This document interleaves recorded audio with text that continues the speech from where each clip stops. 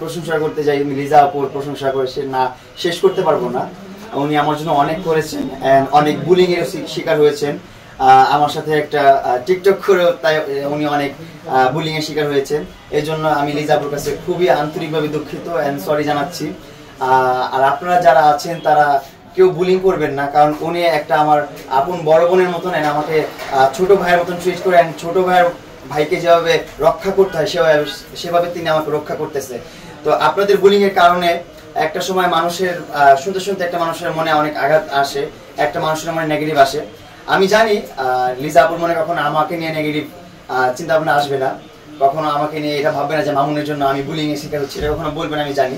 তারপর আমি বলছি আপু সরি, আপনি রাগ করবেন না। আর যারা বুলিং করছেন তাদেরকে আমি আন্তরিকভাবে রিকোয়েস্ট করতেছি যে আপনারা বুলিং করেন না এসব নিয়ে। উনি আমার একটা আপুর মতো নাই, উনি আমার আপু, ঠিক আছে? আমি ওনার ছোট ভাই, উনি আমাকে আগলে রেখেছেন ছোট ভাইয়ের মতন, আগলে রাখবে। ওনাদের মতন মানুষ আমার লাইফে থাকলে আমি ভালো কিছু করতে পারবো ইনশাল্লাহ।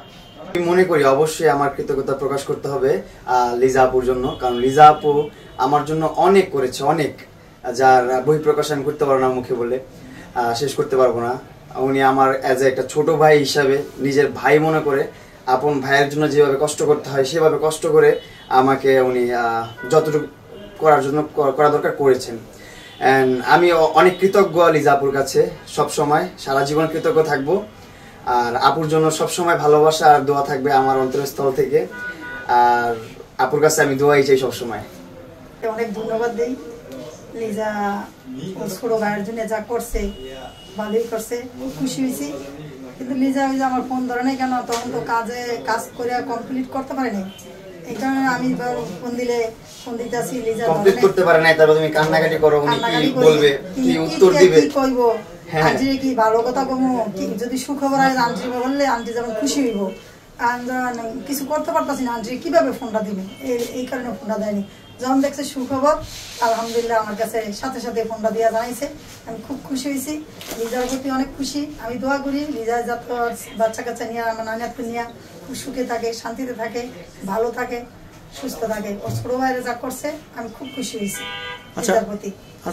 আমি দেখছি বেশিরভাগ মানুষই আমাকে অ্যাপ্রিশিয়েট করছেন, আমার জন্য দোয়া করছেন, আমার ভালো চাচ্ছেন সবাই। আমি এটা দেখে খুবই অবাক হলাম, কারণ আগে যতগুলা মানুষ মজা নিত তার থেকে অর্ধেক মানুষই এখন আমাকে সাপোর্ট করে, বেশ অর্ধেক মানুষ। আর সব মানুষেরই লাভার্স হেটার্স বোধ থাকেই, তো আমার ওই রকমই কিছু হেটার্স তো থাকবেই, যাদেরকে আমি কখনো পরিবর্তন করতে পারবো না। আর তাদের জন্য আমি দোয়া করি, তাদের জন্য আমার মন থেকে ভালোবাসা। যারা আমাকে নিয়ে সমালোচনা করে, যারা আমার বিষয়গুলো নিয়ে হাসি ঠাট্টা করে, মস্করা করে, তাদেরকেও আমি ভালোবাসা জানাই আমার অন্তরস্থল থেকে। আমার এই ছোট ভাইটার ভালোবাসা নেবেন আপনারা, আর আমার জন্য দোয়া রাখবেন। আমি ব্যবসা প্রতিষ্ঠান নিয়ে আগাচ্ছি, আমি এই ব্যবসা প্রিন্স কাট সেলুনটা নিয়ে ভালো কিছু করতে চাচ্ছি, বাংলাদেশে অন্যরকম একটা আলোড়ন সৃষ্টি করতে চাচ্ছি এই প্রিন্স কাট সেলুনের মাধ্যমে। সো আপনারা যদি সাপোর্ট করেন আমি অবশ্যই সফল হব, এন্ড আমি ওই সফলতার শেষ চূড়ায় যাব আপনাদের ভালোবাসা আর সাপোর্ট নিয়ে। আর আল্লাহ তাআলা যদি কারো ভালো চায়, আল্লাহ তাআলা যদি কারো ভালো লিখে রাখে, দুনিয়াতে কোনো বাধাই তাকে আটকে রাখতে পারবে না, কোনো বাধাই তাকে দমন করতে পারবে না, সে সফলতা চূড়ায় যাবে ইনশাল্লাহ। আর সবার জন্য আমি দোয়া রাখি, ভালোবাসা রাখি। আর যারা আমাকে ভালোবাসতেছেন, সাপোর্ট করতেছেন, তাদের জন্য আমি আমার আপনাদের ঋণ আমি শোধ করতে পারবো না কখনো।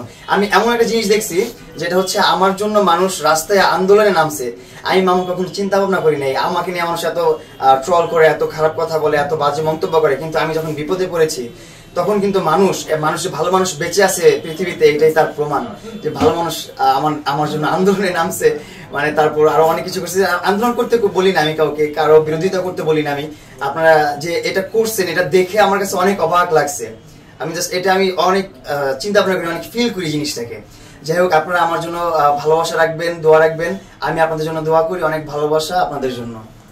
এটা তো আসলে কেউ তো আর ইচ্ছা করে বিপদ চায় না, কেউ তো আর ইচ্ছা করে সাজা খাটতে চায় না। আমি যেমন সাজা থেকে সব পজিটিভ জিনিসগুলো বের করে নিয়ে আসছি, পজিটিভ থিঙ্কিং গুলো নিয়ে আসছি, পজিটিভ চিন্তা ভাবনা গুলো ক্ষেপণ করছি, অনেকেও হয়তো বা আমার থেকে বিপরীত হয়, সেই নেগেটিভটা পিক করে, কখনো পজিটিভটা দিকে যাইতেই চায় না। অনেক মানুষ ডিসিপ্লিন মেনটেন করতে পারে না। তো আমি আমি সব পরিবেশে নিজেকে মানিয়ে নিতে পারি, এন্ড সব পরিবেশেই থাকতে পারি আমি।